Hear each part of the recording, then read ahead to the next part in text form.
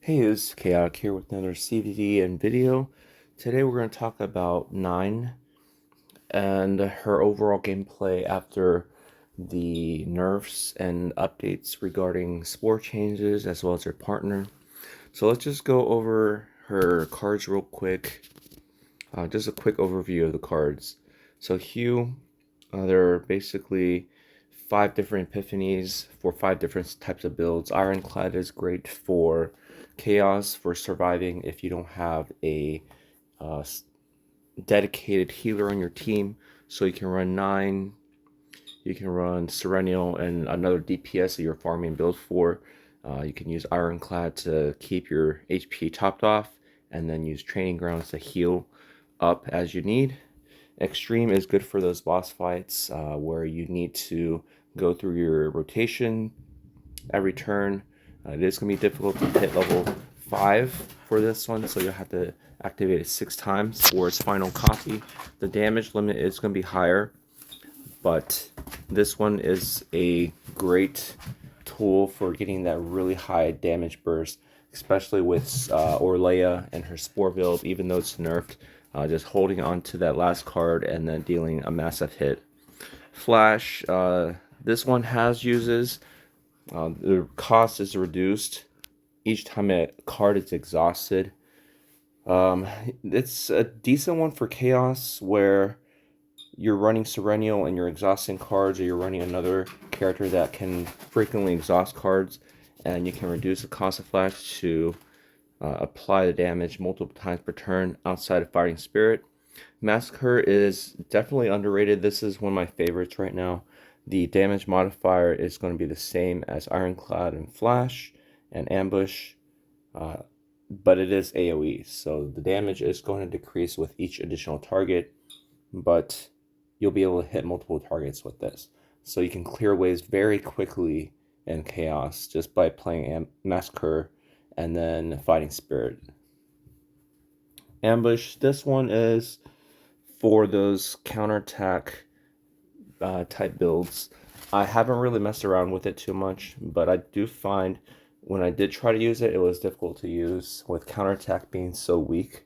The base percentage is too low, and most bosses or fights they attack maybe once or twice at most every turn, so you're not hitting back very much. So I think this one is hard to use, but maybe future be easier to use. Experience Strike, for the most part, you'll probably want to take this out of your deck. The first Epiphany is probably the best one. It will increase the damage of your exhaust cards by 30%, so this is just double the amount of her basic strike. The other Epiphanies I don't find very helpful, except for the 5th one for a counterattack build. Fatal Strike, this one previously for those Orlea builds was removed, but now choice 1, 3, and 4, I believe, are situational. With the first one, I think is good for an auto type build where you can, if you can get the 0 cost divine, then you can basically upgrade Hue to its next level for free while doing some damage. And then number 3 can be used with Extreme Hue to change it to its final level. If you're able to play a couple of hits and then lower the cost of Fatal Strike and then play the final Extreme attack. Then number 4, if you can get the Divine Epiphany, or even if you don't, if you have the AP available, especially for the one-hit Extreme builds, you can play Fatal Strike before your last hit for massive 60% damage. Counterblade, this one, I like Epiphany number 1, where she gets the Honed Edge, which is a damage bonus per stack. And this one is easy to stack up. For every time you're playing Hue, you're getting a Honed Edge stack. Number 5 is decent to keep your rotation strong. You can use this with Extreme, in my opinion. That's probably the only one that will be good synergy. just because with the other epiphanies, there's only 4 activations. So if you take one of those away, then you really only need to play the card 3 times, and you'll be able to play Fighting Spirit 3 copies, and possibly the Fatal Strike that exhausts. So you'll definitely be able to play your rotation, and once you get to the final form, final level of your hue, you're not going to be able to go back and start again. So your turn ends after that final level. So I do find Epitome 5 might be a little bit limited because of that. You're also not getting the damage bonus from Hone to Edge. Then 2 and 3 are 4 shield based, just a little bit more situational. And then 4 is definitely the one you'll choose if you want to go counterattack builds. The Hone Edge Plus will grant the bonus damage to your teammates as well. And then Fighting Spirit is the card that you're going to copy. For the most part, you'll want 3 copies of it. I think 4 copies is going to be overkill, especially for any of the hue epiphanies. 1, 3, 4, 5. You're not going to play. You're going to have too many Fighting Spirits for the rotation. For Extreme, 4 copies is okay as long as you're able to play those copies so you have the AP management. Then in terms of partners, recently they did update Alcea. Before, I think Cossack Marks, if we look at it, increased damage previously was for 20%. Now it is changed to 20% with additional 10% if she has a shield. This is rather strong. I didn't read this differently than what it was previously doing. So she was applying those 5 caustic remark stacks, and 1 attack would trigger all of them for a 100% damage boost. Now it's just going to be 30% if you meet the shield requirement. So I'm going to keep mine. 30% is still a lot of damage. Better than what I was previously understanding it to be for 20%. And then just some of the builds I have currently. This is my primary auto build. I use Massacre just in case there are AoE mobs. Massacre is still going to do the same amount of damage as the other epiphanies against a single target. This Fatal Strike is probably one of the best ones. It will change hue to its next level while also doing some damage for free. And then this card is, I thought it was going to be good because I thought maybe it will exhaust a hue and increase its level while also applying AoE vulnerable. But this skill actually can be quite negative for auto, especially since I've seen it exhaust Fighting Spirit a lot of times. So I definitely don't recommend this. You might be just trolling yourself if you're using it for auto. But this Millennium Arbor is really good. So if you're autoing any fights, you really want to be self-applying vulnerable for that 50% damage bonus. But every time she activates Hue, you'll get 1 vulnerable stack. If it's a single target, that is just 1 vulnerable to that enemy. And then if you're able to get this arena bonus for the 15% chance to vulnerable state, that's huge for her to be able to crit more often. And then this armor is really good for the vulnerable build 2 to increase damage by 35%. And then if you're not running Chizuru, this arena mod is really efficient where you get the 1 AP if you play Hue. So you'll be able to play more Hues per turn. So I definitely do recommend this, but I've been running Chizuru 0 card build with just the Bound at Dusk for AP management, so this is not too efficient. I would recommend if you're going to use Chizuru to get an arena mod for just more damage, whether it's a 20% attack card or the 25% to exhausted cards. Those probably will be the best choices. And then potentials, pretty much you just max them all out. You don't need the neutral one. You don't need her basics. And then memory fragments, I have her on her 4-piece. This probably is the ideal build. Although if you don't have a good set. Just go the crit damage, attack, and defense. I think the overall damage will be pretty close, so no big deal. Manifest Ego. None of her egos are really that good. This one just allows you to target with Fighting Spirit. 2 gives you the Exploit opening card, which can be pretty nice quality of life for Chaos. Especially if you're running with Serenial, you'll be able to use this to defense break, and then get all of Serenial's lasers back. Or you can apply this and then hit the mob with the Hue, and usually it will either break or just instantly kill. This is not really a big change. This one, although it looks nice on paper, it does take 3 times to stack up max, and it's also just a additional 50% damage, not multiplicative. So even at max stack, you get 150% defense-based damage, which is a small number compared to a 1200% damage Hue. 4 or 5, same as for any other character. Now this is the ego that you want to get. So my recommendation is ego either 0 or you go all the way for ego 6. 15% damage is a final multiplier. So if you do 1,000 damage with your Hue, then you get 150% bonus damage. This one is pretty massive in my opinion. So just looking at some of the other save data I have, this one is a version with more Fighting Spirits. I have this one saved. I don't use it very often. This one is for the Ironclad build. Do have the Elemental Phoenix, which gives a Resolve, the monster card. And then this one is the one I use for my Spore Leia build. I believe Dominion is one of the most powerful cards, at least monster cards in the game. I do try to run a Dominion on one of my characters for any type of boss battles just to get those morale stacks going.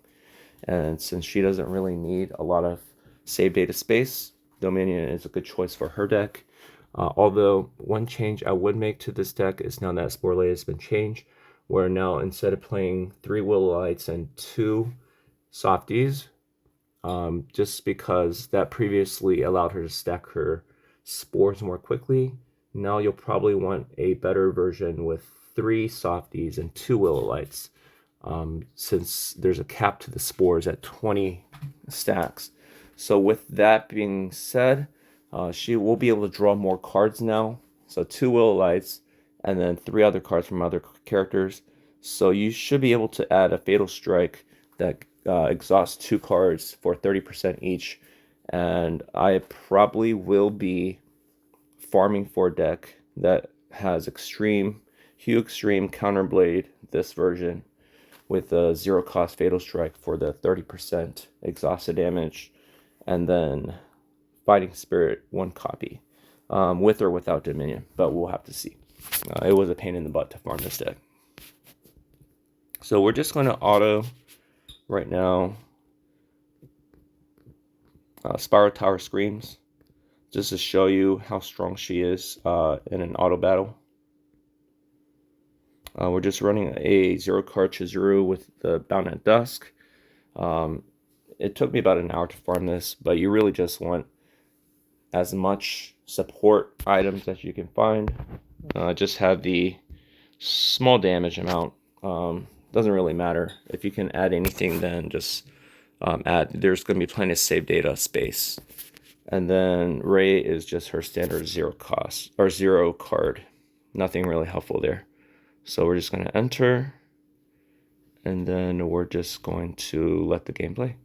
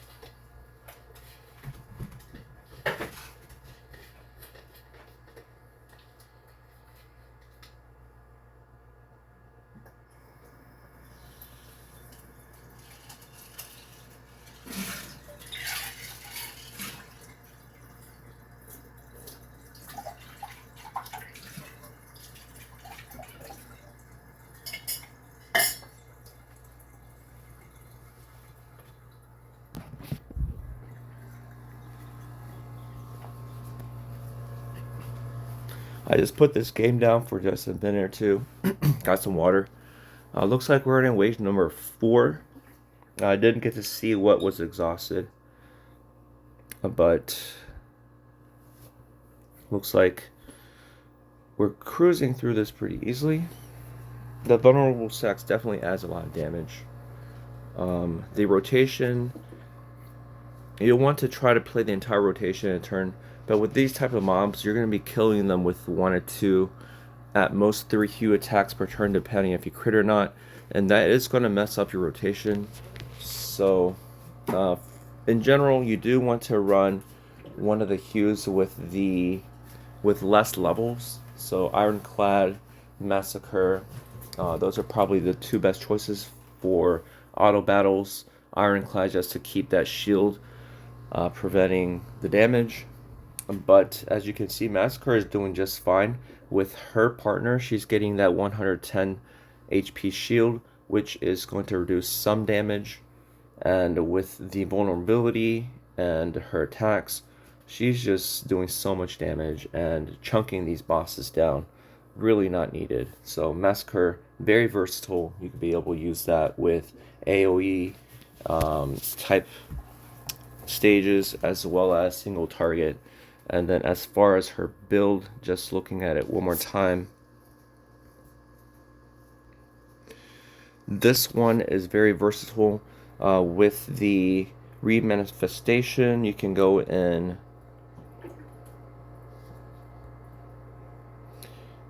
you can choose Fatal Strike, and depending on what you want, you can change this to the exhaust 2 random cards, or you can keep this at the current one where it just exhausts 1 card and then increases the damage. And this build, you can also change Massacre. If at any point you want to change it to Ironclad, or you can change Extreme, you can. So once you farm a deck like this, then you can go back and edit the epiphanies for specific types of runs that you want. These remanifestation stones are very limited, so I don't recommend they change it too often, but it is something that you're able to go back and do. But one thing that I would recommend is make sure you grab the Millennium Arbor for this type of build. You can easily find this in the shop. And then, if possible, from the second boss, grab this Massive Flames. So if you're going to get a mythic item, make sure you get that in your defense slot. So in case you get this drop from the boss, you can upgrade to this. And then the ring doesn't really matter. I just went with this Charge Strike just for some additional damage. It can proc for 3,000 to 5,000 damage. So it is probably better, in my opinion, than just your standard damage bonus. The 25% from the Morpheus Cube is just a flat bonus, so it's not going to be a huge increase to her damage because Hugh's got such a big modifier. So I do think this Charger of Weather Glory is a good choice for her auto build. That additional bonus can help clear those units if you need. If you like, please comment, like, subscribe. We'll be coming out with another video on Nebula, maybe showcasing some of our other runs later on. You guys have a good day.